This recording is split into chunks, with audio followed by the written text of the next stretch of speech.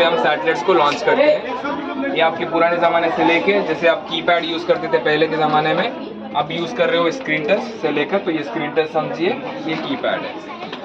अब हम ये अलग अलग लॉन्च व्हीकल्स के बारे में जानते हैं। इसको लॉन्च व्हीकल्स बोलते हैं। ये आपका SLV है, सैटेलाइट लॉन्च व्हीकल, ASLV है, ऑग्यूमेंटेड सैटेलाइट लॉन्च व्हीकल। ये दोनों हम 1980s में यूज़ किया करते थे। अभी हम इसको यूज़ नहीं करते क्योंकि इसकी टेक्नोलॉजी पुरानी हो गई है। अब ये रिटायर्ड मोड में है। इससे हमने जो आपके बाहर देखोगे सैटेलाइट्स है, रोहिणी और भास्कर, ये दोनों लॉन्च की है। इसरो की पहले सैटेलाइट जो आर्यभट्ट है, वो हमने रशिया के थ्रू लॉन्च की थी। रशिया का लॉन्च रॉकेट यूज़ करके, तब हमारे पास रॉकेट नहीं हुआ करता था। अभी जब आया तो उससे हमने रोहिणी लॉन्च किया, फिर से इससे भास्कर लॉन्च किया। तो इसमें फ्यूल में, दोनों में फ्यूल रहता है, सॉलिड फ्यूल ही रहेगा मोस्टली। अब ये आते हैं 3, ये मोस्टली अब 3 इसरो यूज़ करता है।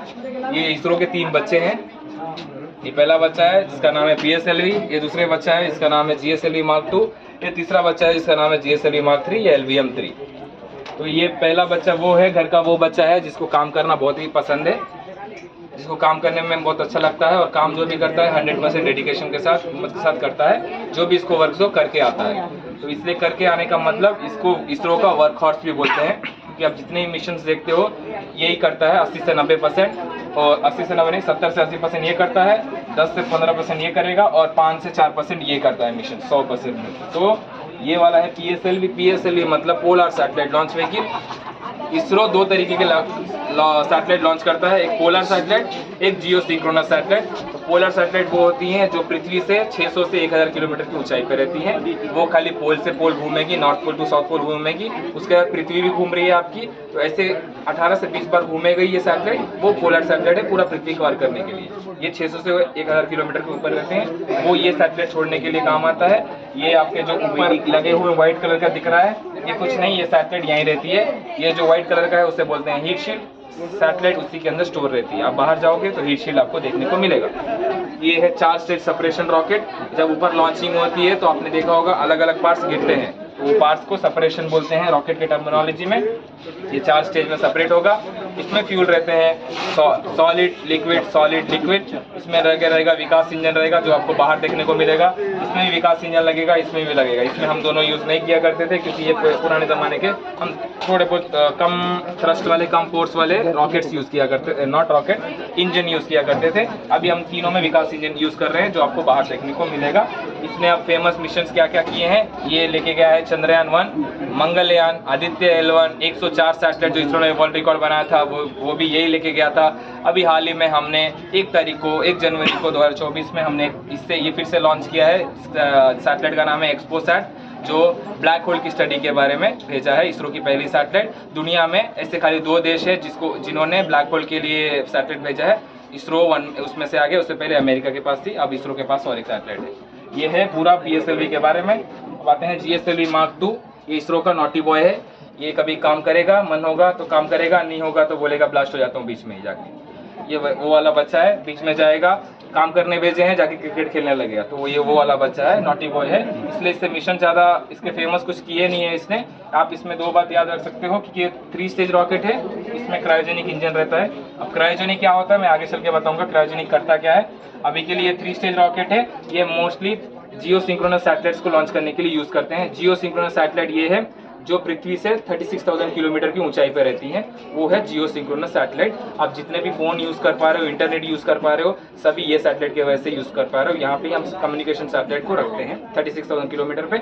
और जितने भी वेदर की इंफॉर्मेशन हो गया, बारिश से कब होने वाली है, वेदर टेम्परेचर कब कितना रहेगा, ये सब की इंफॉर्मेशन ये इससे छोड़ते हैं। जो सैटेलाइट का नाम है पोलर सैटेलाइट, उसको अलग अलग नाम है, जैसे रिमोट सेंसिंग सैटेलाइट बोलते हैं, अर्थ ऑब्जर्वेटरी सैटेलाइट बोलते हैं, पृथ्वी की आंख भी बोलते हैं, बहुत सारे नाम है। आगे चल के बताऊंगा रिमोट सेंसिंग होती क्या है। अभी के लिए GSLV Mark 2 है, उसका ही अपडेटेड वर्जन है। छोटू सा गोलू सा मोटू सा दिख रहा है, जो ये है GSLV का इसरो का बाहुबली ऑफ इसरो, या फैट बॉय भी बोलते हैं इसको।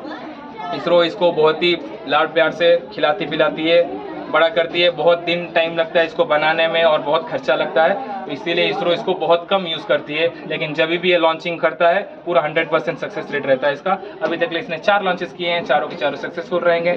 4 लॉन्चेस में से आपको 2 लॉन्चेस याद रहेंगे, क्योंकि वो चंद्रयान 2 और चंद्रयान 3 यही लेके गया था। यह GSLV Mark 3 या LVM 3 इसका लेटेस्ट नाम है। ये भी 3 स्टेज रॉकेट है। पहले ये बूस्टर तो निकल जाएंगे, फिर यहाँ से यहाँ तक सेकेंड स्टेज सेपरेशन हो जाएगा, फिर यहाँ से यहाँ तक थर्ड स्टेज में निकल के ये हीट शील्ड भी निकल जाता है। खाली आपकी सैटेलाइट ही स्पेस में जाती है, बाकी का जो भी हिस्सा आप देख रहे हो सेपरेट होता है, वो समंदर में डंप हो जाता है, उसको हम रीयूज नहीं कर सकते हैं फिर से।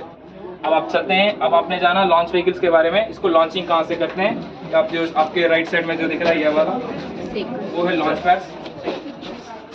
दोनों लॉन्च पैड है आपके श्रीहरिकोटा में, जो कि है आंध्र प्रदेश में एक छोटा सा टापू है, आइलैंड है, वो दोनों है श्रीहरिकोटा में। वो फर्स्ट लॉन्च पैड, ये सेकेंड लॉन्च पैड। दोनों का फंक्शन यही है कि रॉकेट को लॉन्च करना, लेकिन दोनों में डिफरेंस ये एक है कि यहाँ से छोटे छोटे सैटेलाइट्स हो गए, कम वेट वाले सैटेलाइट हो गए, जो PSLV लेके जाता है वो लॉन्च होती है यहाँ से PSLV, यहाँ से GSLV लॉन्च होता है, जो हैवी से हैवी भारी से भारी सैटेलाइट लेके जाती है। जो आपको बड़ी सी बिल्डिंग दिख रही है ये कुछ नहीं है, ये बिल्डिंग में यहाँ पे साइंटिस्ट पार्टी वार्टी नहीं करते हैं। यहाँ पे इसको रॉकेट के पार्ट्स अलग अलग स्टेट से भारत के बन के यहाँ पर आते हैं, यहाँ पर आके यहाँ पर जोड़े जाते हैं। ये दोनों को बोलते हैं असेंबलिंग बिल्डिंग या मोबाइल टावर बोलते हैं। इसमें हम पार्ट्स को जोड़ेंगे रॉकेट के, जब जाके इतना बड़ा रॉकेट आपको खड़ा हुआ दिखता है। ये वाले पर्टिकुलर GSLV को खाली जोड़ने के लिए लगते हैं 75 डेज, खाली जोड़ने के लिए। और ये टेक्नोलॉजी किसी ने सोची होगी, वो सोच के यहाँ पे ग्राउंड पे जो दिख रहा है आपको, ये ग्राउंड पे आने के लिए लगते हैं 10 साल।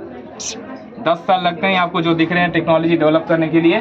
अब ये टेक्नोलॉजी डेवलप करने की बात कर रहा हूँ मैं, कंस्ट्रक्शन में वेरी कर सकता है, वो 2 से 3 साल में बन जाता है, तैयार हो जाता है रॉकेट, या 1 साल में। ये वाले में 5-6 साल लगते हैं।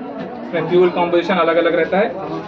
और क्या है इसमें, आप जो पोल्स देख रहे हो, दो पोल्स दिख रहे होंगे आपको, वैसे आप अगर आपने सही में लॉन्च पैड देखा होगा तो पूरे लॉन्च पैड में 4 पोल्स रहते हैं। बीच में रॉकेट रहेगा और साइड में 1 2 3 4 पोल्स रहेंगे। वो पोल्स क्या किस लिए लगाए गए हैं, ताकि जब लाइटनिंग होगी, जब लाइटनिंग या बिजली कड़केगी, इस पे बहुत पैसा लगा है, बहुत मेहनत लगी है, तो इस पे गिर जाएगी बिजली, खराब हो जाएगा, ये वो कर सकते हैं, डैमेज हो सकता है। उसके लिए ये लाइटनिंग ऑब्जर्वर्स हैं। ये क्या करेगा, जब लाइटनिंग इस पे गिरने वाली होगी तो ये उधर उसको बुला के, वहाँ कहाँ जा रहा है मेरे भाई के पास, मेरे पास आ, मेरे में समा जा, तो ये अंदर आएगी, लेके जाके पृथ्वी में उसको अर्थिंग की तरह, आपको नीचे कंडक्टर दिख रहे होंगे, यहाँ से ऑब्जर्व करके इसको पृथ्वी में छोड़ देगी, लाइक एन अर्थिंग।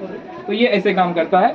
ये लॉन्च पैड है, दोनों श्रीहरिकोटा में। इसकी कंट्रोलिंग कहाँ से होती है, सतीश धवन स्पेस सेंटर में, वो भी श्रीहरिकोटा में ही है। जो आपको साइंटिस्ट दिखते हैं बैठे हुए, जहाँ से काउंटडाउन होता है 10 9 8, वो सब यहाँ से होता है, कंट्रोलिंग से लेकर लॉन्चिंग तक। और ये है एस्ट्रोसैट, ओशन सैट है। ये एस्ट्रोसैट किसकी जानकारी देती है, तारों की जानकारी के लिए भेजा है हमने, एस्ट्रॉइड्स की जानकारी के लिए, बाहर आउटरनरी प्लैनेट्स में, स्पेस में जितने ग्रह हैं उनकी जानकारी के लिए हमें दूरबीन की तरह काम करता है।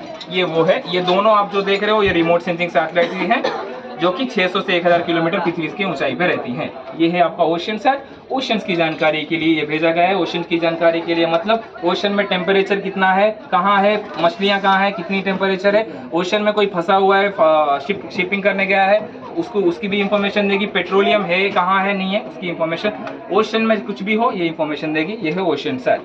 अब आते हैं आपका क्रायोजेनिक इंजन, जो मैंने बताया था आपको। क्रायोजेनिक इंजन रॉकेट का GSLV में रॉकेट का वो इम्पोर्टेंट हिस्सा है, जो ये अगर नहीं रहेगा तो हम कम्युनिकेशन सैटेलाइट्स को लॉन्च नहीं कर सकते। 36,000 किलोमीटर पे जो सैटेलाइट्स हम लॉन्च कर रहे हैं ना, वो सैटेलाइट को हम लॉन्च नहीं कर सकते। ये वाला टेक्नोलॉजी सिर्फ दुनिया में 6 देशों के पास है, जिनमें से भारत एक देश है। पहले हमारे पास ये टेक्नोलॉजी नहीं हुआ करती थी, थैंक्स टू नंबी नारायण और अदर साइंटिस्ट, उनके वजह से हमने ये मिला है। अगर आपको इसके बारे में पूरा डिटेल जानना है तो आप रॉकेटरी मूवी देखेंगे, रॉकेटरी मूवी देखोगे तो you will get to know इसके बारे में और विकास इंजन कैसे डेवलप हुआ। पहले हमारे पास ये नहीं हुआ करता था, हम दूसरे देश के पास जाते थे, उनसे टेक्नोलॉजी उधार मांग के लाते थे और लॉन्च करते थे। अभी ये पूरा स्वदेशी बना है, इसीलिए इसका नाम रखा गया है इंडिजीनियस। इंडिजीनियस का मतलब इंडिया में बना हुआ, क्रायोजेनिक मतलब एक साइंटिफिक टर्म है, जो कि कुछ भी हम अगर कम टेम्परेचर में स्टोर कर रहे हैं कम टेम्परेचर में स्टोर कर रहे हैं तो वो टर्म को बोलते हैं क्रायोजेनिक। इसमें जो फ्यूल यूज़ कर रहे हैं हम लोग वही कम टेम्परेचर में स्टोर करते हैं। वो फ्यूल जो फ्यूल रहता है, दो तरीके के फ्यूल रहते हैं, एक लिक्विड हाइड्रोजन, दूसरा है लिक्विड ऑक्सीजन। दोनों के दोनों को -153 डिग्री सेल्सियस में स्टोर करते हैं। और नंबर बढ़ भी सकता है, डिपेंड अपॉन द इसका यूज़ कितना है।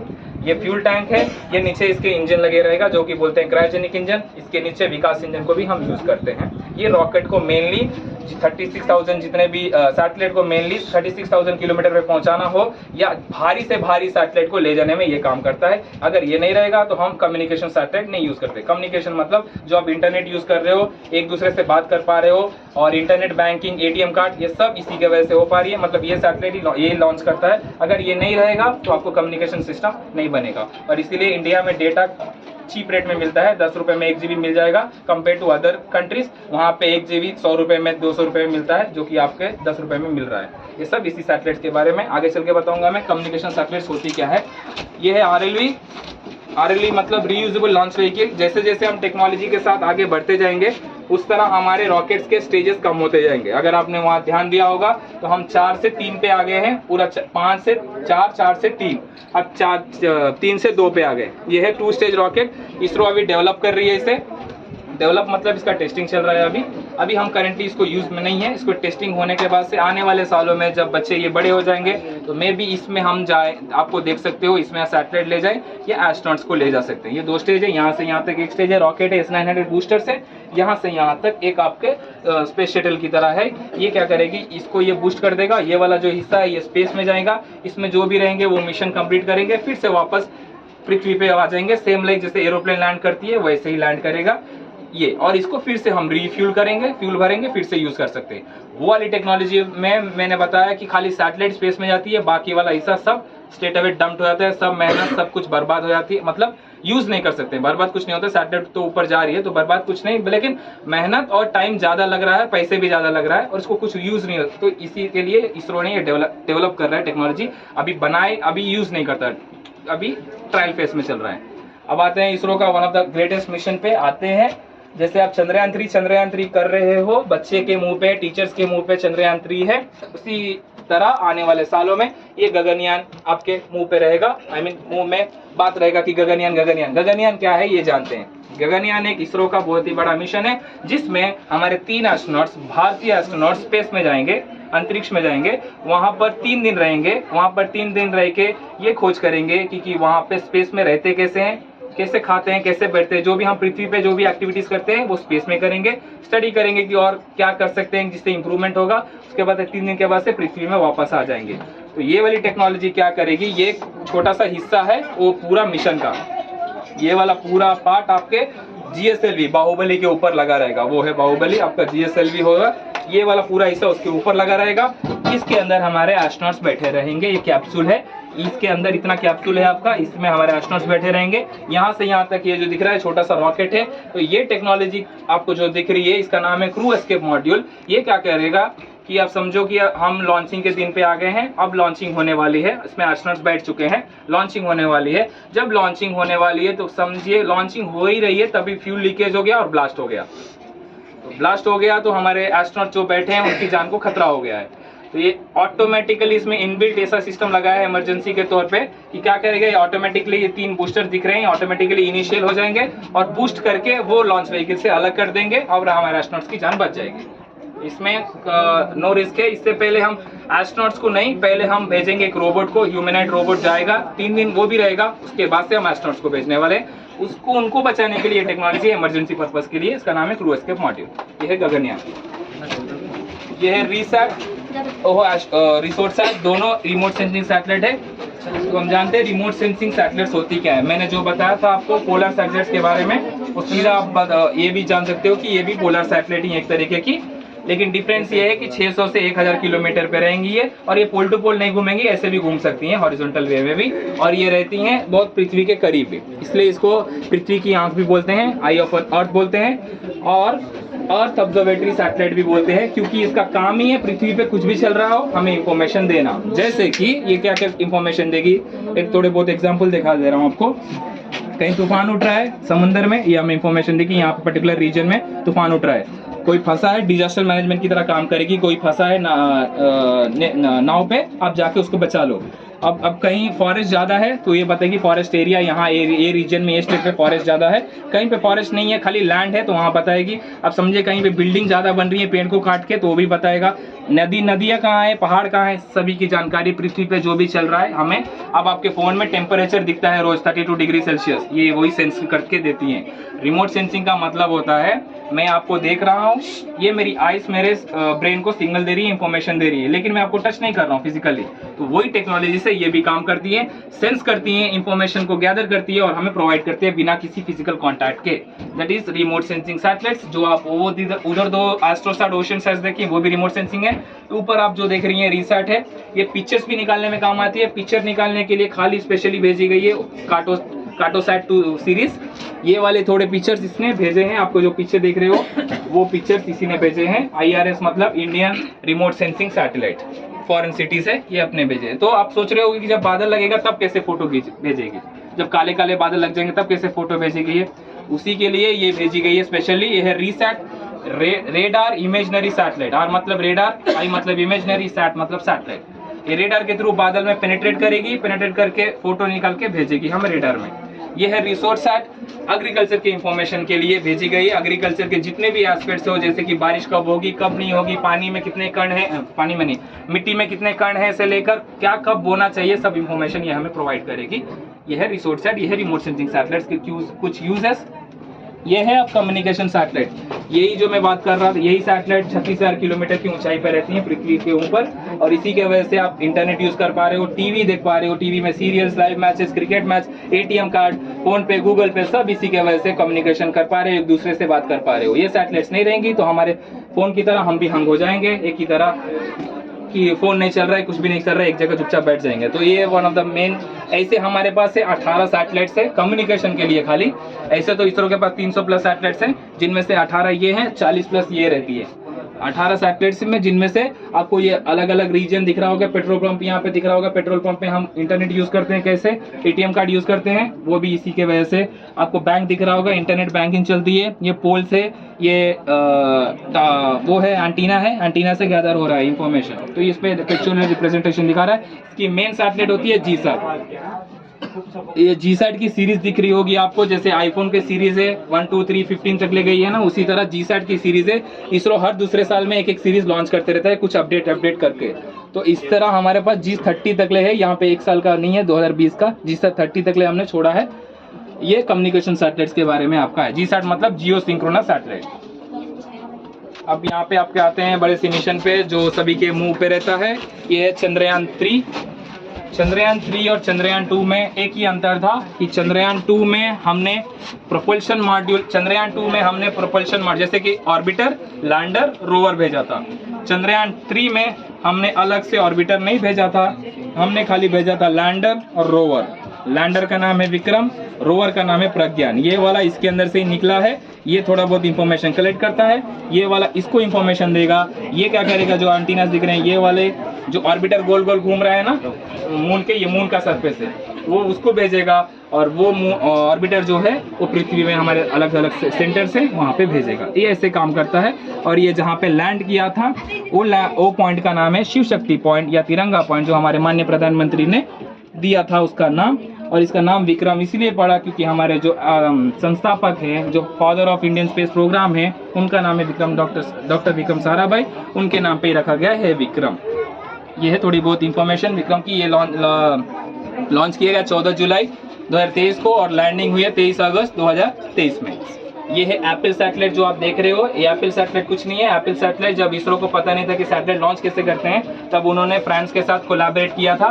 फ्रांस वालों को थोड़ा बहुत फ्रांस से कुछ इन्फॉर्मेशन ली थी, फ्रांस के साथ बोल सकते हो आप, हमने एप्पल सैटेलाइट लॉन्च की थी। ये है इसरो की पहली एक्सपेरिमेंटल सैटेलाइट कि एक्सपेरिमेंटल सैटेलाइट कैसे छोड़ते हैं, वो तब हमने लॉन्च किया था। ये एप्पल सैटेलाइट है। अब आते हैं one of the heated topic पे। ये इसरो का ये भी one of the famous reason है, नेवी सिस्टम है। जैसे आप गूगल मैप यूज कर रहे हो एक जगह से दूसरी जगह जाने के लिए, उसी तरह ये भारत में बना हुआ भारतीयों के लिए नेवी सिस्टम है।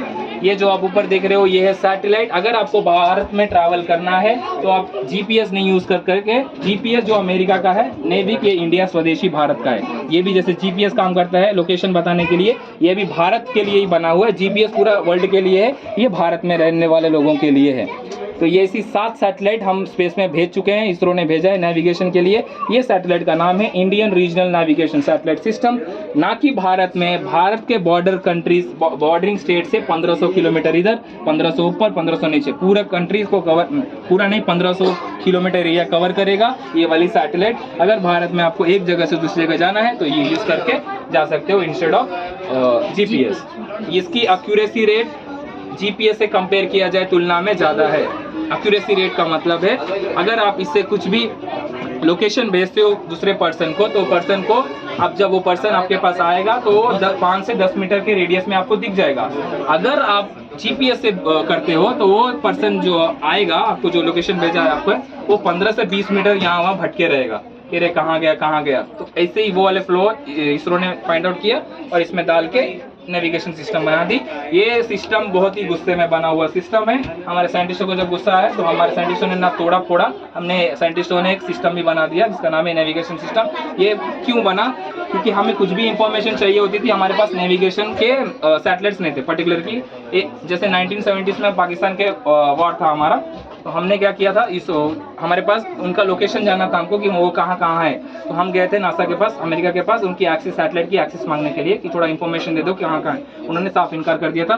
फिर से हम अभी रिसेंटली गए थे, ये 3-4 साल की बात है, तब फिर उन्होंने कंडीशन रखी कि ये करोगे ना तभी करेंगे। तो अब आया हमारे साइंटिस्टों को गुस्सा, हमारे साइंटिस्टों ने बोला कि हम खुद अपने सेल्फ रिलायंट बना सकते हैं। हमारे साइंटिस्टों ने बना दिया नेवी सिस्टम। ये भारत का, ये गुस्से में बनी हुई टेक्नोलॉजी है। ये है नेविक सिस्टम आपका। अब आगे चलते हैं। ये थोड़े बहुत पिक्चर्स वही जो आपके IRS सैटेलाइट है, फॉरेन कंट्रीज है। ये दुबई है, गोवा है, वाशिंगटन है, वेटिकन सिटी है। ये सैटेलाइट की इमेजेस है, ऐसी रहती हैं सैटेलाइट की इमेजेस। इसमें आप और जूम आउट कर सकते हो इससे सैटेलाइट्स के ना। यहाँ पे एक आपको वेबसाइट मिलेगा भुवन में। अगर जाके आपको वेबसाइट क्रिएट करके अगर आपने BHUVAN टाइप किया, वहाँ पे स्टूडेंट पोर्टल या टीचर पोर्टल रहता है, वहाँ पे लॉगिन करना होगा आपको। अगर आपने कर लिया तो आपको इसरो की पूरा स्वदेशी 40 सैटेलाइट का एक्सेस आपके हाथों में होगा। आप क्या कर सकते हो, आप अपने रीजन का, अपने घर का, इधर उधर का जानना चाहते हो, लोकेलिटी का सैटेलाइट इमेजेस देखना चाहते हो, रियल टाइम इमेजेस कि आपके घर के बाहर कौन खड़ा है, गाड़ी खड़ी है क्या, तो ये इतना जूम कर सकता है, 5 मीटर तक ले जूम कर सकते हो सैटेलाइट की इमेजेस में। लाइक की गाड़ी आप घर के बाहर खड़ी है ना, वो गाड़ी का इमेज बता देगी सैटेलाइट। ये भुवन ऐप में है, वो कनेक्टेड है वो सैटेलाइट से। ये आपका, ये है आप ही सभी लोगों का मिशन। ये है मॉम्स मिशन, मम्मियों का मिशन, क्योंकि चंद्रमा मंगल ग्रह पे हम देसी जुगाड़, मम्मियों के देसी जुगाड़ के वजह से पहुंचे थे। ये पूरी तलते हुए हम मार्स पे पहुंच गए थे आप ही की टेक्नोलॉजी की वजह से। ये है जो ऑर्बिटिंग देख रहे हो गोल गोल, उसको बोलते हैं ऑर्बिटिंग पाथ। सैटेलाइट जो भी है ना, इसरो ये वाला मॉडल यूज़ करता है क्योंकि ये बहुत कारीगर और सक्सेसफुल रहता है कंपेयर टू स्टेट वाला मॉडल में। वहाँ पे कंट्रोलिंग नहीं होती है, ठीक है। रॉकेट में 2 तरह के फ्यूल लगते हैं, solid fuel, liquid fuel. Solid fuel क्यों यूज़ करते हैं? सॉलिड फ्यूल का डिसएडवांटेज ये है, वो थ्रस्ट और फोर्स तो जनरेट करेगा, लेकिन एक बार जब जलने लगा ना, सेम लाइक की पटाखा, ठीक है। एक बार बॉम्ब को जला दे तो रोक सकते हो फिर से, अब लड़ी को एक बार लगा दे तो रोक सकते हो फिर से हाथ से, नहीं ना। सेम लाइक उसी तरह सॉलिड फ्यूल का एडवांटेज ये है कि एक बार जलता है तो थ्रस्ट ऑफ पावर तो रहेगा लेकिन रोक नहीं सकते हो। और सॉलिड लिक्विड फ्यूल का एडवांटेज ये है कि एक बार जल गया तो उसको, जैसे पेट्रोल है ना, पेट्रोल लिक्विड है, गाड़ी चला रहे हो आप, मन आया बंद कर दिया, मन आया चालू कर दिया, तो इसमें सॉलिड लिक्विड फ्यूल वाला ज़्यादा कारीगर रहता है कंपेयर टू सॉलिड, ओके। तो ये वाला जो टेक्नोलॉजी देख रहे हो, यहाँ पर आपको भारतीय होने पे गर्व होना चाहिए, क्योंकि यहाँ पर हम पहले देश थे पूरी दुनिया में जिन्होंने पहले ही कोशिश में मंगल ग्रह पे पहुँच गए थे हम, वो भी देसी टेक्नोलॉजी में, वो भी 400 करोड़ के, सिर्फ 400 करोड़ के बजट में, जिसमें से एक हॉलीवुड मूवी बन जाती है 400 करोड़ में बाहर वालों की, ठीक है। और जो अमेरिका है ना आपका नासा, उसको लगे थे 20 कोशिश, 20 अटेम्प्ट्स लगे थे यहाँ पे पहुँचने के लिए। हम खाली एक ही कोशिश में पहुँच गए यहाँ पे। अब चंद्रयान 3 में भी बोलना भूल गया मैं, वहाँ पे चंद्रयान 3 पे हम पहले देश थे पूरी दुनिया में जिन्होंने साउथ पोल पे, दक्षिणी शोर पे सॉफ्ट लैंडिंग की थी, और चौथा देश बना था after Russia, China and USA जो चंद्रमा पे उतरे थे। यहाँ पर आप जो यहाँ देख रहे हो, ये है पृथ्वी, ये है सन, ये है मून, यहाँ सॉरी नॉट मून, ये है मार्स। तो यहाँ पे गोल गोल घूमते हैं, पहले सैटेलाइट ऐसे घूमती है, इसको बोलते हैं ऑर्बिटिंग पाथ। सैटेलाइट ऐसे ट्रैवल करती है। इसरो मोस्टली यही वाला, जब ये सक्सेसफुल हो गया ना तो इसरो उसके बाद से ये वाला मॉडल यूज़ करना चालू किए।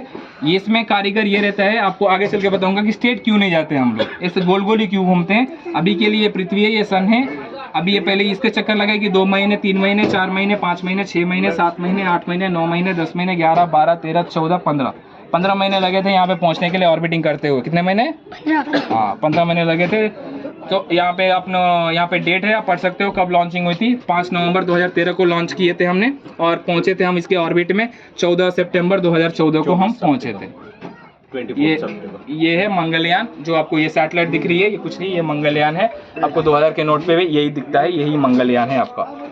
इस नोन एज मॉस मिशन, इसके अब्रीवेशन भी आप देखोगे तो MOM होगा, पूरा फुल फॉर्म है मार्स ऑर्बिटर मिशन। मम्मियों का मिशन, क्योंकि इसमें जितने भी साइंटिस्ट हैं ना वो 40 से 50% फीमेल्स थे, ठीक है, फीमेल साइंटिस्ट थे। उनके वजह से ही हम देसी जुगाड़ के वजह से, अगर देखना है ना, जानना है ना क्या बात कर रहा हूँ मैं, तो जाके आज शाम में मिशन मंगल मूवी देख लेना, ठीक है, पूरा समझ में आ जाएगा। ओके, तब गाना गाओगे, दिल में मार्स है, तब गाना गाओगे, ठीक है।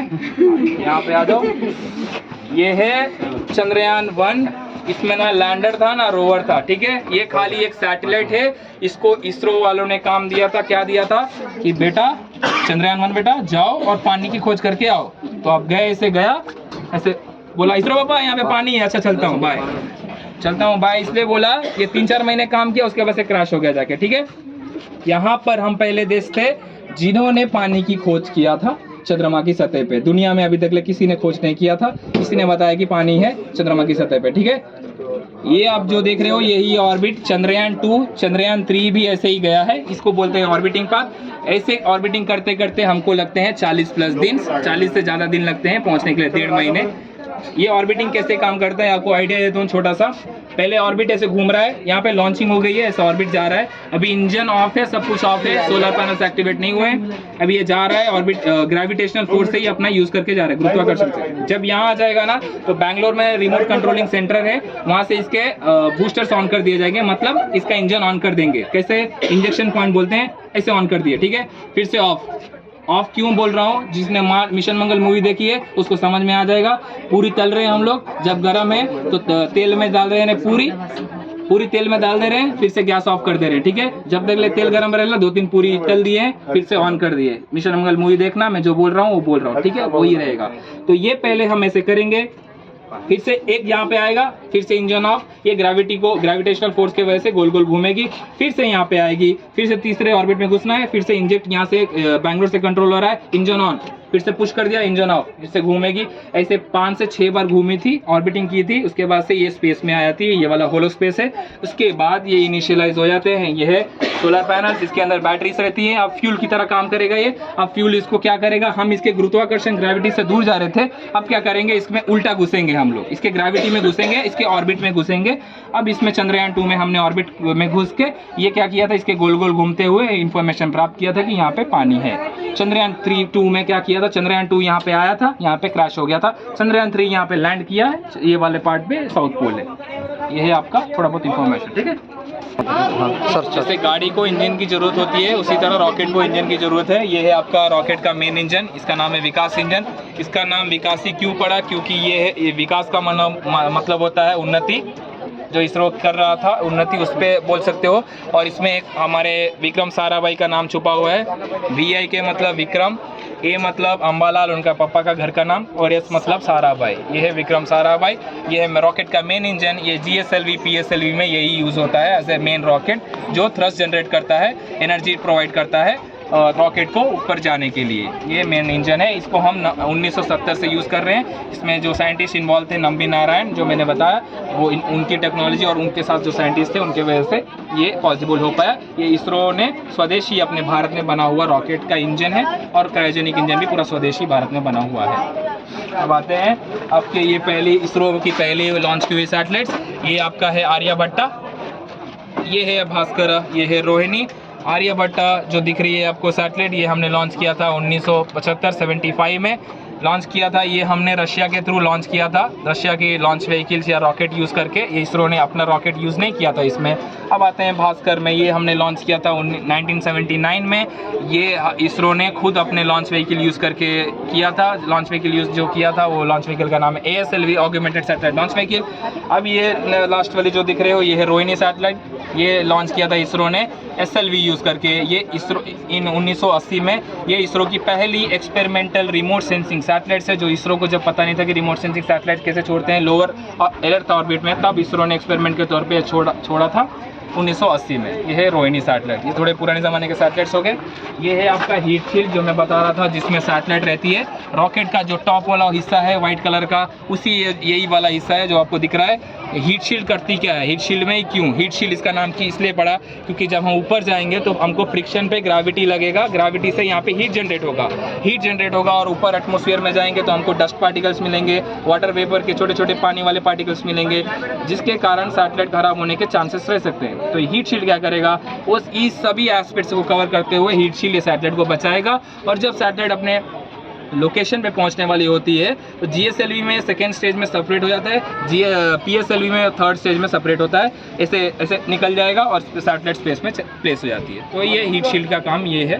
और ये हीट शील्ड बनता है कार्बन कोटेड एक मेटल रहता है, उससे बनता है, जो इंसुलेशन की तरह काम करता है। आप अगर इसको आग लगाओगे तो इस पर आग नहीं लगेगा, ये वाले मेटल पे।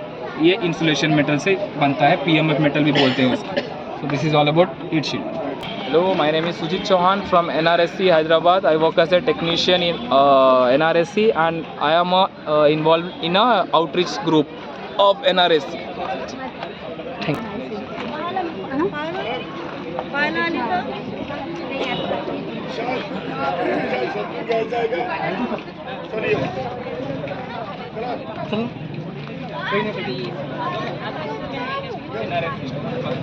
नेशनल रिमोट सेंसिंग सेंटर यहाँ पे यहाँ से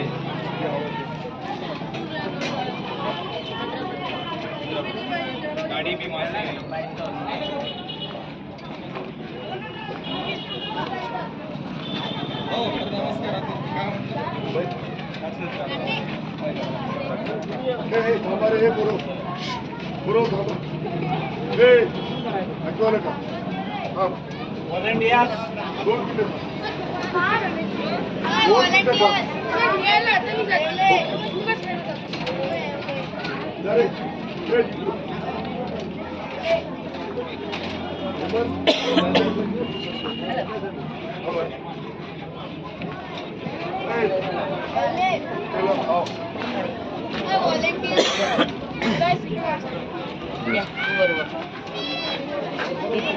असंही असं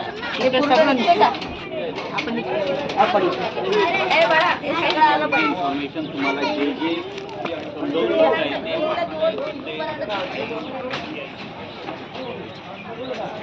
काय आहे त्याच्यात काय आहे मला त्याच्यामध्ये लॉन्चिंग कसं ते वापस रिटर्न करून